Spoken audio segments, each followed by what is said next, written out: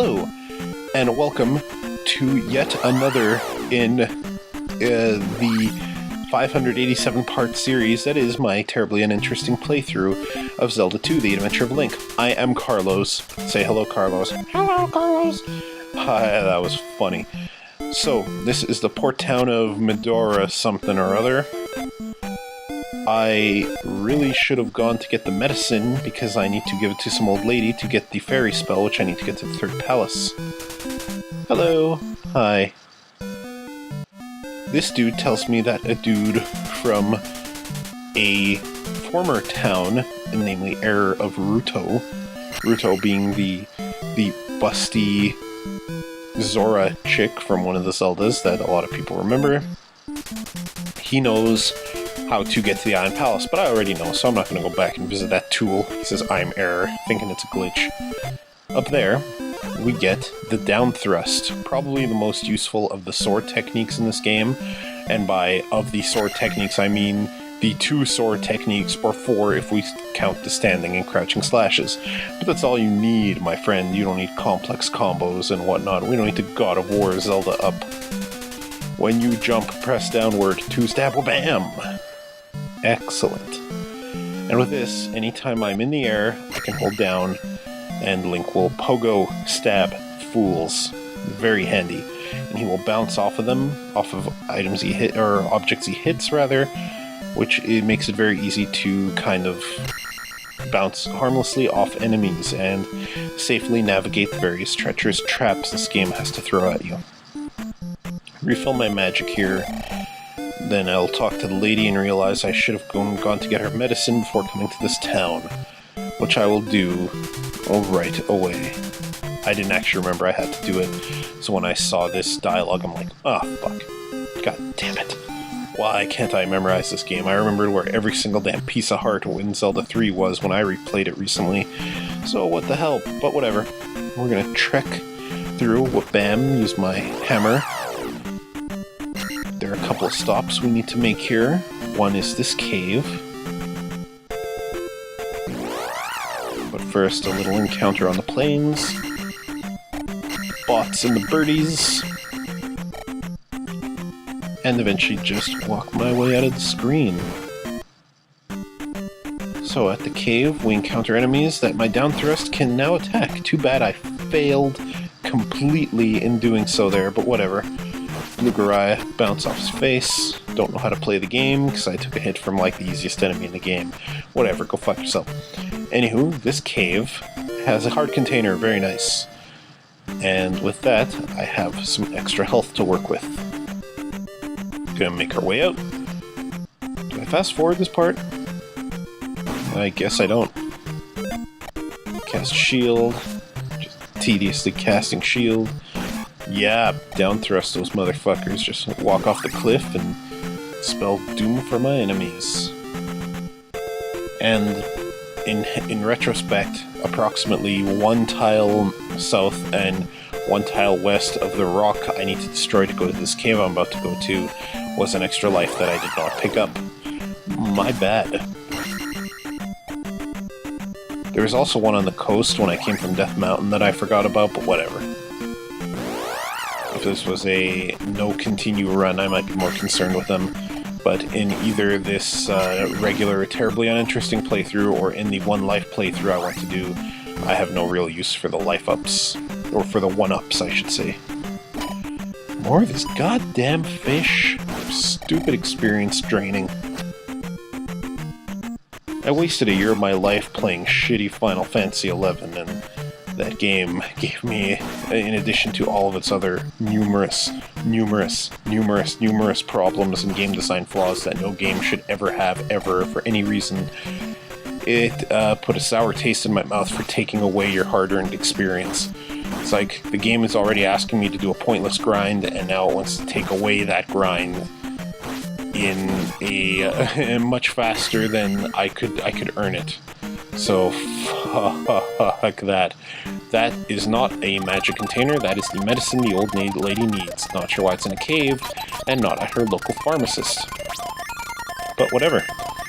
High speed all the way back to the port town. Healed myself up, shouldn't have done that, because I'm going to need to use the health up lady and the magic up lady anyway. Whatever. Is it sexist that it's all ladies that heal your health and magic and shit in this? Is that sexist? I don't know. Link's not a chick.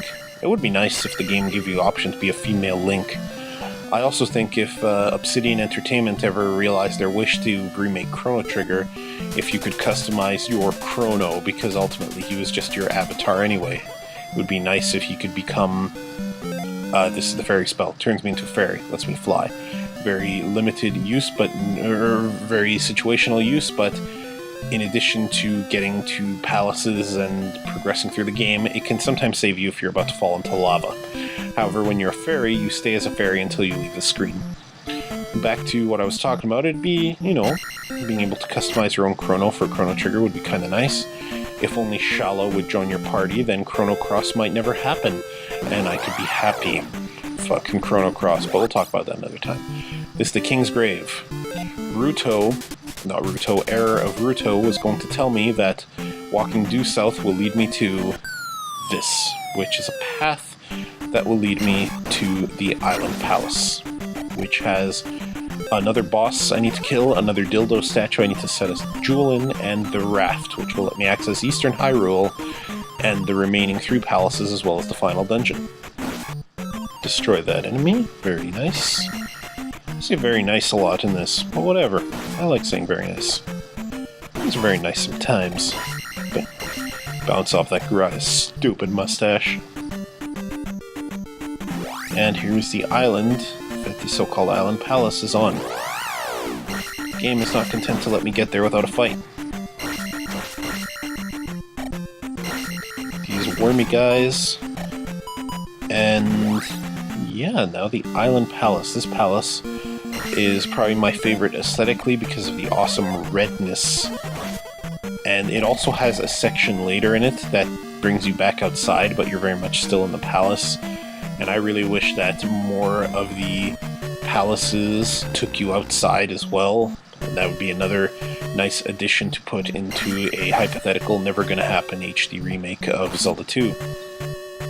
These enemies are more annoying than the Hammer Brother enemies. They walk back and forth and they huck boomerang maces that you can't block with your shield unless you have the Reflect spell. And I lost half my life fighting that guy. I probably should have cast shield before, but whatever. These are Stalfos Knights. They come in red and blue varieties, just like Stalfos, and they behave the same way, but they take more damage than the regular Stalfos, otherwise identical and worth more experience. So here, I don't know why I went down there, but I kind of wanted to demo that I could down thrust through it, and I was under the impression when I was recording this that the down thrust was optional, and now that I'm watching this, I'm like, oh, right, I actually do need it to get through the game, because there's a key that I'm going to have to break through the floor to get this way, so... you just keep running, you probably won't get hit by a stray brick or a Moa fire. So here, there's going to be a key coming up that I need to down thrust to get. I don't believe there's any other way other than the down thrust to go through it. A P-bag, which will be very nice, as I've said several times.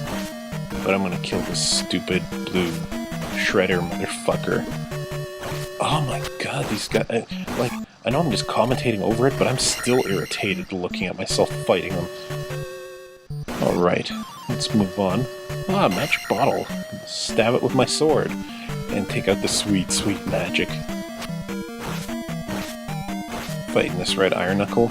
Now, I don't know if the game designers meant for Link to be able to clear a 3-tile-high leap, but with the right timing, you can do so.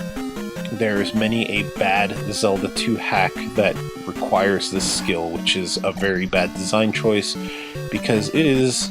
is it frame perfect? No, but it's pretty close. I think the timing window is a good 2 to 3 frames, and, you know, playing in Street Fighter 4 tourneys semi-regularly means I got that shit down, like I got this shit semi-down, but it's still kind of, if you're gonna make a ROM hack, don't make it based entirely on precision jumps this way. Like, not even the guy who made I Wanna Be the Guy, Kyan. Shoutouts to Kyan. Not even he made I Want to Be the Guy that kind of merciless. He gives you lots of save points, and he gives you an opportunity to learn the levels and go through them. In fact, he himself would say that there are way harder games than I Want to Be the Guy. But fans are like, man, it's the hardest game ever. Here's the part of the palace that takes you outside that I wish more of the palaces would do. We get to see a nice contrast between the red iron knuckle in the background. Grab his key. It's a real damn shame. I really like the outdoor palace scene. Ironically, that's one big contribution that Smash Bros. Melee and Brawl gave, was a nice outdoor palace stage that way. Too bad they're in shitty Smash Bros. Games. But if you really want to read about my displeasure with Smash, you can go into my profile. I have a link there that leads to my Bitmob article where I talk about why Smash Bros. Brawl is garbage, and why other Smash Bros. Are kinda anyway. Magic Bottle. There's a little trick that if you hit the magic bottle and immediately cast life, you'll get back more magic than you really should have. But it's okay. I don't mind using tricks. I'm sure Blizzard would ban me for exploiting, because Blizzard and ArenaNet and other MMO developers want to punish you for not reading their minds on what constitutes fair play. Fuck that noise. So I need to proceed right here because there is a key. Just tear through this red iron knuckle and proceed through here. I made a terrible error in this block puzzle. Normally, what I should do, it's not really a puzzle, I should cut my way down to the key in such a way that lets me quickly jump back out so I don't have to deal with this gauntlet of tiger heads that shoot at me. That's not what I did.